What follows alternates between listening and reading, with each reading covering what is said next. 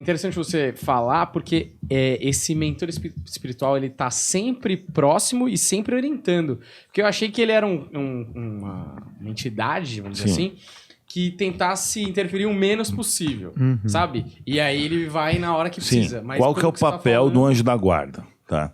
O anjo da guarda é diferente do mentor espiritual. Tá. O anjo da guarda, ele reencarna, ele não reencarna. Ele programa com você a sua encarnação. Bom, vamos voltar um pouquinho antes. O que é a vida material? O que é a vida terrena? É uma cópia mal feita da vida espiritual com problemas muito maiores. Então, os caras... Tipo assim, a gente tá aqui, não quer morrer, os caras que estão lá não querem nascer.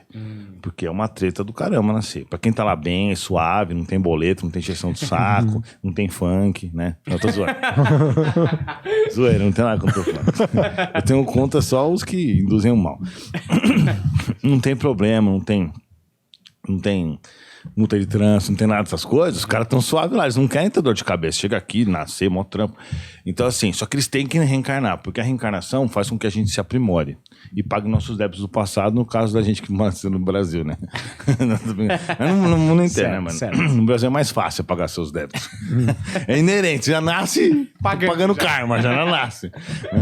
Então assim, você reencarna com o propósito de passar suas expiações, seus karmas, a maioria das vezes, ou os mais ou menos, e também se aprimorar em inteligência e conhecimento também.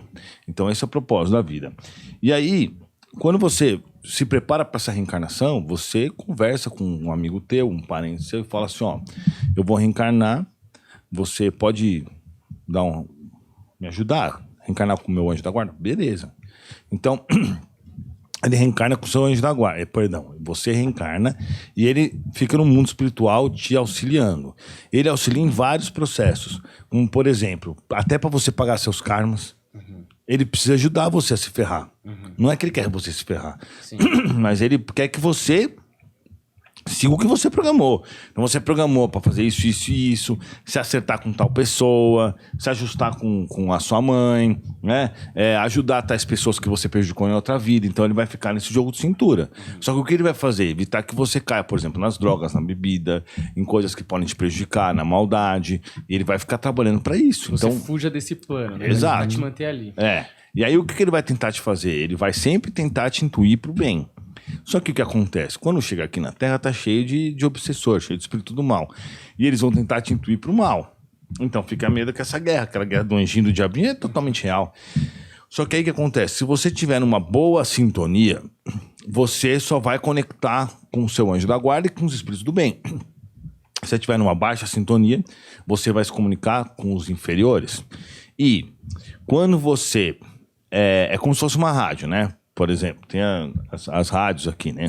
A sintonia que você tá. Só que quanto maior a sua sintonia, você se conecta com os espíritos superiores, menor com os espíritos inferiores. Então, o que acontece? Se um espírito é muito top, é difícil até de você se comunicar com ele, porque a vibração dele tá diferente da sua, entendeu? Então, para você manter esse bate-papo mental, mesmo que sem você perceber com eles, você precisa estar em boa sintonia, em boa vibração. E como que você faz isso? Tendo bons pensamentos, não pensar em prejudicar ninguém, não ter vícios, não ter raiva, não ter inveja, não ter ciúmes, não ter essas coisas assim.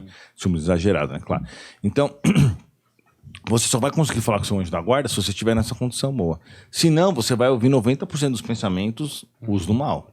Eventualmente, um do bem. Agora, se você tá bem, você vai ouvir 90% dos pensamentos do bem e uns 10% dos pensamentos do mal, entendeu?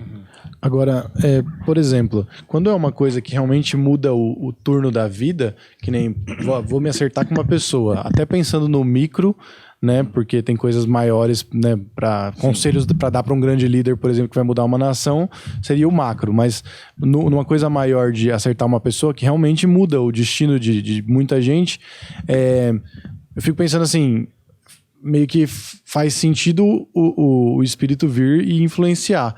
Agora, por exemplo, uma coisa mais simples do dia a dia, por exemplo, uma carta que você esqueceu, eles têm essa obrigação de ficar sempre te guiando e te orientando? Então, na verdade, assim, é que a gente acha que o que importa, na realidade, é sempre que a gente tenha uma vida economicamente satisfatória e uma família beleza, é o que a sociedade prega, mas não necessariamente. Porque às vezes, por exemplo, um cara como eu, que tive vários relacionamentos com várias minas meio karma, assim, entendeu? Algumas sim, outras não, né? Pra não dizer todas, senão as minas vão ficar com raiva de mim. Agora elas estão pensando, será que eu fui karma? Será que eu fui... Se eu fui Dharma. Pô, acho que todas foram, tá ligado? Não, tá ligado, né? Mas o que acontece? Então, tipo assim, nós estamos num mundo onde a gente tá acertando as contas. Então vamos dar um exemplo, assim. Joãozinho, no passado, prejudicou a Aninha. E aí eles reencarnam nessa vida. Só que eles se programaram para se ajustar, entendeu?